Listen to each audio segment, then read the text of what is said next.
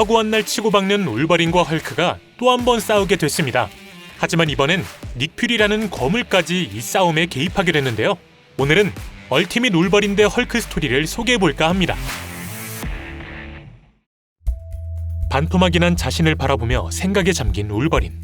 그는 금강불괴라는 별명은 개소리였군이라며 속으로 자기 자신을 비웃더니 다리를 찾기 위해 땅을 기어가기 시작합니다. 그리고 이와 동시에 어쩌다 이 지경에 놓였는지 기억을 거슬러 올라가 보죠. 며칠 전 난데없이 로건을 소환하더니 그에게 시가를 권유하며 친근감을 표현해보는 퓨리. 하지만 로건은 잡설은 생략하고 바로 본론으로 넘어가자 말하는데요. 그는 자신이 무슨 잘못을 해서 불려온 것인지 아니면 퓨리를 위해 손을 더럽혀줘야 하기에 불려온 것인지 묻습니다. 그리고 이와 동시에 우선 저 벽화 뒤에 숨어있는 사람들의 정체부터 밝히라 말하죠. 역시 로건을 속이는 건 불가능하군이라 생각하며 비밀벽을 여는 퓨리.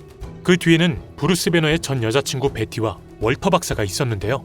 이들은 로건과 가볍게 인사한 후 연구실로 그를 데려갑니다. 연구실에서 퓨리가 로건에게 건네준 것은 다름 아닌 헐크의 대변. 사람의 손가락이 담겨있는 헐크의 대변을 본 로건은 도대체 이딴 걸 왜 자신에게 보여주는 것인지 물었고 퓨리는 그 대변은 어제 발견한 것이라고 말합니다. 이에 로건은 잠시 당황하더니 헐크는 이미 죽은 것이 아니었냐고 되묻는데 퓨리는 헐크에게 핵폭탄을 떨어뜨리긴 했지만 아무래도 생각보다 더 질긴 녀석인 것 같다 답할 뿐이었죠. 이어서 퓨리는 최근 있었던 괴상한 사건들에 대해 말해줍니다. 파리에서 일어난 대폭발, 아일랜드의 대량 소도살 사건, 인도의 한 마을에서 일어난 의문의 지진. 퓨리는 이 모든 게 헐크의 소행이라 보고 있었죠. 그리곤 드디어 로건에게 그를 부른 이유를 말해주는데요. 퓨리는 로건이 헐크를 추적해내 숨통을 끊길 원했던 것입니다. 이때 베티가 갑자기 대화에 껴들어 퓨리는 헐크를 죽이고 싶은 것이 아니라 브루스 배너를 죽이고 싶은 것이라며 비판합니다. 로건은 흥분한 그녀에게 둘 중 누구를 죽이던 그게 그걸 뿐이라 답했고 이런 로건의 모습에 퓨리는 그저 쓱 웃어 보이며 그 대변은 티벳에서 발견된 것이라 말해주죠. 4시간 후 티벳에 도착한 로건. 그는 도착하자마자 주변 술집으로 향하는데 뭔가 이상함을 감지합니다. 바로 마을 전체에 여자가 한 명도 없던 것. 이와 동시에 그는 수상한 냄새를 감지했고 자신의 후각이 이끄는 방향을 따라 이동하기 시작하는데요. 이내 산속에 숨겨져 있던 한 사찰을 찾았고 당당히 문을 열어봅니다. 그 안에는 모든 여자를 독차지한 헐크가 대기하고 있었죠. 과연 헐크는 어쩌다 여기까지 도달하게 된 것일까요? 이를 알기 위해선 몇 달 전 상황을 살펴봐야 합니다. 배너는 본래 자신이 사살되는데 동의했었는데요. 뉴욕에서 헐크가 날뛰는 바람에 무고한 815명의 시민들이 죽었고 분명 헐크를 통제하지 못할 상황이 또 올 것이기에 이를 방지하기 위해서였습니다. 따라서 그는 토니가 준비한 핵폭탄이 실린 배에 몸을 싣고 삶을 마무리할 준비를 마쳤었죠. 하지만 문제는 헐크가 가만히 있지 않았다는 것. 헐크는 폭발에 맞춰 배너 안에서 튀어나와 도망을 쳐버렸고 노르웨이에 도달해서야 배너에게 몸을 되돌려줬습니다. 이후 배너는 자살 시도로는 헐크를 없앨 수 없다는 것을 깨닫고 여러 국가로 옮겨다니며 그를 컨트롤해보려 시도했지만 파리와 아일랜드 그리고 티벳에서도 헐크가 튀어나오는 걸 막을 순 없었습니다. 그리고 이후 티벳에 도착한 헐크는 산속의 사찰에서 지내면 된다 판단해 마을을 점령하고 왕으로 군림하고 있던 것이죠. 하지만 이 사찰을 로건이 추적해낸 것이었습니다. 로건을 보더니 오랜만이라며 호의를 표하는 헐크. 로건은 모든 여자들을 끌어모아 벗겨놓고 이게 무슨 짓이냐 말하지만 헐크는 그의 말을 무시하고 퓨리가 자신을 죽이라고 보낸 것이냐 묻습니다. 그리곤 그냥 조용히 돌아가 자신을 찾을 수 없었다고 보고하라 제시하는데 의외로 순순히 알겠다며 뒤돌아서는 로건. 하지만 나가기 전 말을 덧붙이는데요. 이제 넌 여기서 조용히 지낼 테니 베티에게 자신이 데이트 신청을 해도 되냐는 것이었죠. 이 말은 헐크를 열받게 하기 충분했고 헐크의 선제 공격을 시작으로 드디어 둘의 싸움이 시작됩니다. 로건에게 무차별 폭행을 선사하는 헐크. 게다가 그는 순식간에 로건을 붙잡더니 두 동강을 내버렸고 상반신과 하반신을 각각 저 멀리 던져버립니다. 자신의 하반신을 되찾기 위해 몸을 겨우 끌어 기어가 보는 로건. 하지만 이미 다리를 붙잡고 대기하고 있던 헐크. 그는 오른다리와 왼다리 둘 중 한쪽만 먹어주겠다며 로건에게 선택하라 말하는데 이때 하늘에서 의문의 존재가 빠른 속도로 내려옵니다. 갑작스레 등장한 인물의 정체는 어찌된 일인지 쉬얼크의 모습을 하고 있는 베티였죠. 베티가 쉬얼크가 된 과정을 알아보려면 또다시 과거로 흘러가 봐야 하는데요. 로건이 떠난 후 얼마 지나지 않아 월터 박사의 연구실에 찾아간 베티. 이때 월터 박사는 누구든 헐크로 변할 수 있는 세럼을 개발 중이었는데요. 베티는 자신의 전 남자친구의 고통을 연구 대상으로 삼는 그녀에게 불만을 품었고 그녀에게 따지기 시작합니다. 그런데 이때 갑자기 몸이 초록색으로 변하더니 거대해지는 한 실험쥐. 하지만 헐크와는 달리 미쳐 날뛰지는 않았는데 이에 월터 박사는 씩 웃어 보이며 드디어 차분한 상태로 헐크로 변할 수 있는 세럼 개발에 성공했다고 말합니다. 다음날 퓨리의 사격 연습장에 찾아간 베티. 그런데 여기서 베티는 월터 박사가 새로운 슈퍼솔저 세럼을 개발하더니 적들에게 비싼 값에 팔려고 한다 보고하는데요. 이에 퓨리는 곧바로 출동해 누군가와 거래 중이던 월터 박사를 현장에서 긴급 체포합니다.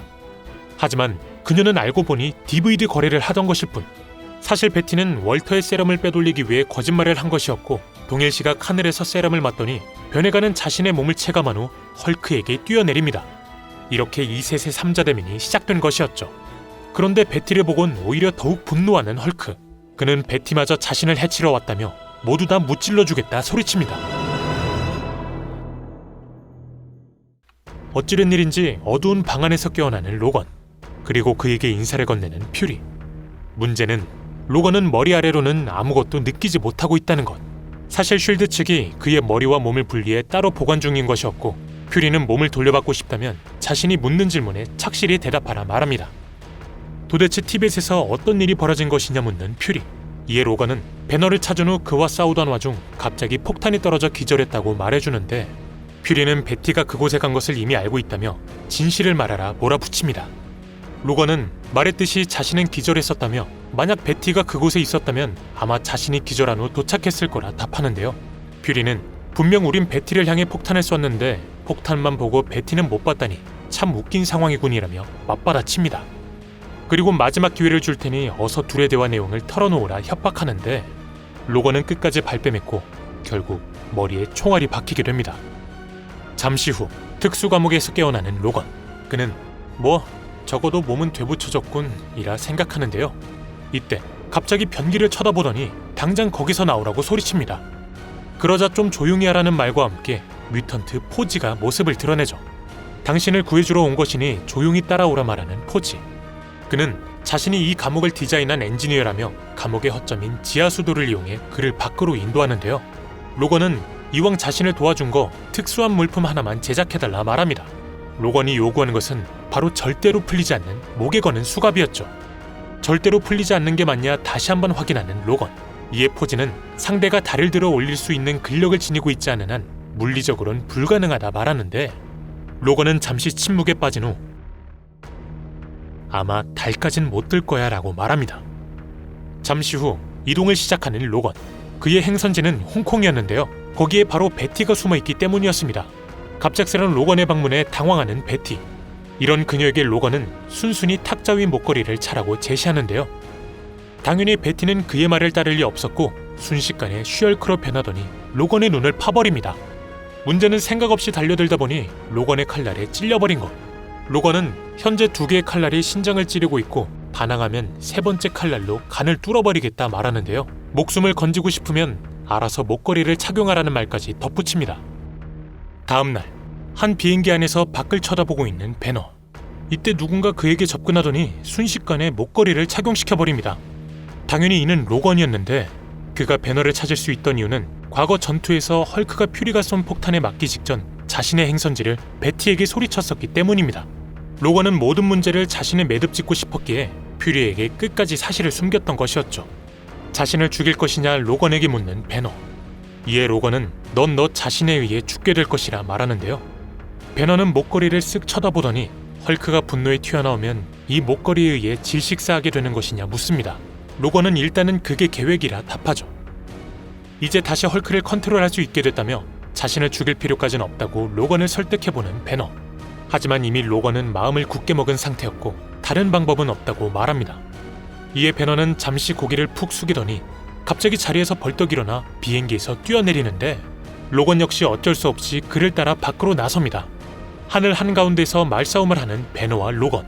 이내 둘은 육지에 점점 가까워지는데 이때 로건은 어쩔 수 없이 배너의 목걸이를 풀어버립니다. 그가 죽이고 싶던 것은 자의에 의해 튀어나온 헐크지 인간 배너가 아니었기 때문이죠. 그리고 착지와 동시에 헐크가 튀어나옵니다. 그런데 어찌된 일인지 이미 육지에서 대기 중이던 퓨리. 사실 퓨리는 포즈를 시켜 의도적으로 로건을 탈출시킨 후 그를 미행했던 것인데요. 헐크와 로건 둘 다 그에게 엄청난 적대감을 표출합니다. 헐크에게 넌 참 컨트롤하기 어려운 녀석이라 말하는 퓨리. 이어서 그는 하지만 다행히도 너가 유일하게 신경 쓰는 베티를 붙잡았다며 지금부터 자신의 말을 잘 듣는 게 좋을 거라 말하는데요. 헐크는 순식간에 퓨리를 붙잡더니 그럴 일은 절대 없을 거라 소리칩니다. 이에 퓨리는 당황하지 않고 일단은 베티를 잘 보살피고 있을 테니 배너와 함께 얘기해본 후 시간을 가지고 자신을 찾아오라 답합니다. 그리곤 조용히 자신의 말에 다시 올라 사라져버리죠. 다시 둘만 남겨진 헐크와 로건.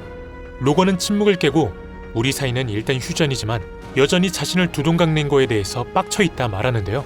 헐크는 그에게 그렇게 화가 많으면 영혼에 좋지 않다고 답했고 로건은 잠시 침묵하더니 그냥 좀 닥쳐라고 답합니다. 이렇게 이들은 어느새 좀 더 돈독해진 채 석양 사이로 슬며시 사라지죠. 네, 오늘은 이렇게 얼티밋 울버린 대 헐크 이야기에 대해 알아봤습니다. 하도 치고받고 싸우는 헐크와 로건이기에 이젠 정이 들 지경인데요. 앞으로 더 많은 헐크와 로건 이야기를 전해드릴 예정이니 기대가 되신다면 구독과 알림 설정을 통해 확인해보시길 바랍니다. 오늘 저희가 준비한 내용은 여기까지입니다. 시청해주셔서 감사합니다.